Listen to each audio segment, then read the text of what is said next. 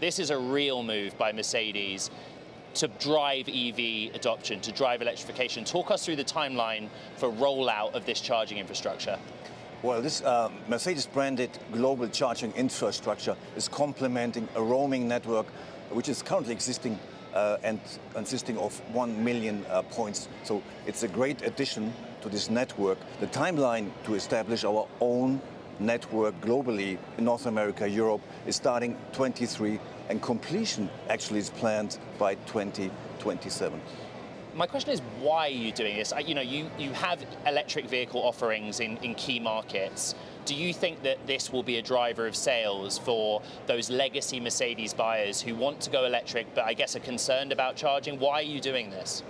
Well, if you are an EV driver and you know all about the experience and all the shortcomings, range anxiety, but we want to provide to customers, to our Mercedes customers, a real premium experience. Do you feel that range anxiety is still an issue, though? Absolutely, absolutely. I mean, despite we offer probably the best ranges in class, so just look at the EQS, more than 400 miles of range, that's phenomenal. But still, looking at the market, I think still there is range anxiety. So to address this, we need a premium charging experience, and that's exactly what we're targeting. Let's look at some of your electric vehicles and let's look at ultimately demand for them. There's range anxiety, but there's also economic factors at play at the moment, Markus. You were perhaps ahead of what we're seeing on today with Tesla. Tesla cutting its overall supply to China. You had to do that back in November. What does demand look like for you globally, and in specific, what does it look like in China? Well, if I look at the global markets, there's a high increase and adoption of Mercedes-Benz EV vehicles. So the pace we are introducing and the growth rate we are having is more than 100% looking at the first 9 months of 2022. So customers accepting our vehicles. So the introduction is just in full swing. So we are in the market with 8 electric vehicles, which is probably the most comprehensive portfolio of EVs in the market. And the first cars are entering the Chinese market in an interesting segment, the top-end segment now. We just were in the core segment, starting in the core segment. Now we're entering into the top-end segment, which is not existing at the moment. Yeah. A segment over 1 million RMB, which is 150,000 US dollars. That's an interesting segment. And now the first offering is there from Mercedes-Benz, the EQS electric S-Class. Interesting. So the ultra-luxury sort of price point is still there, Markus. But what about the middle? And what about pricing pressure there? Well, it's a market that's not a solid market yet. So there are always new players coming into the market. The ICE market is very well established over a long time. But the EV market is very fragile at the moment, new players coming into. So it's about content, customer acceptance, and pricing. And so the market is just getting in a balance at the moment. Were you surprised that you had to cut prices in China in November of last year? Was that something that caught you off guard at Mercedes a little bit? Well, as I said, it's a new bracket that's coming together. So there are new players entering this. So we were in this bracket of 1 million RMB, started there, and we did reposition the price. But still, after repositioning, we are in the top notch bracket still. Talk to us about adoption overall, Markus. We actually went to our own audience. We asked them in a poll on Twitter, at what point are they going to be getting into the EV space if they're not already?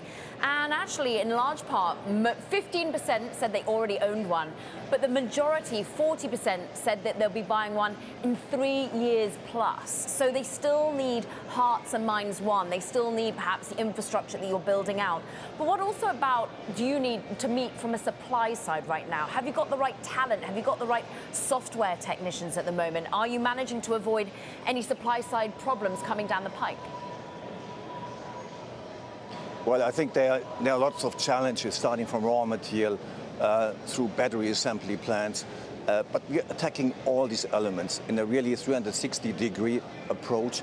So we're taking care about raw materials. So we're changing our sourcing activities, really taking care about raw materials, talking to mining companies, having offtake agreements, establishing our own or joint venture cell factories, our battery assembly plants, and converting all production and global assembly plants worldwide. So we are in the midst of completing basically this really 360-degree approach here. And the one missing point was the charging infrastructure. Yeah. So now you have it all, starting from raw materials up to charging, really in a comprehensive 360-degree approach. That was a big commitment on charging. Software. I want to talk to you about Formula One, but we can't. Not today. Yes, Another time, Formula One. But talk to me about software. It's competitive on the hiring side. You look at some of your peers, VW had some challenges with software. Do you feel happy with where you are with talent, with the timelines for development, for the platforms that are in works? Talk to me about software. Well, we are absolutely happy. So we just completed hiring of 3,000 additional software engineers. Wow. And actually, the company is very attractive. And so we had really no issue attractive talent, the best talent on the software side. So right now we're establishing our own operating system, MBOS we call it. It's a chip-to-cloud software stack, and it's on actually. track. And it's on track. So we're going to market in 25 actually. And even in the next E-Class coming out this year, we will have the first glimpse of how this operating system will look like. So there's great software talent on board. And as we were able to show here at CES, already the first idea what this software will deliver in terms of performance. I've got to ask you about autonomy. Level 3, you've received the permit for Nevada, I'm right in saying. California maybe this year. Do you think that that will happen? Oh, we are actually really hopeful that that's going to happen soon, actually. So the DMV of Nevada approved our application. That's a great step moving from level 2 to level 3. We call it the moon landing. So first time really that responsibility is taken over by the vehicle itself, not by the driver anymore. No hands. And this, no hands and no eyes on the road anymore. But still, of course, safety is a key element for us as Mercedes-Benz.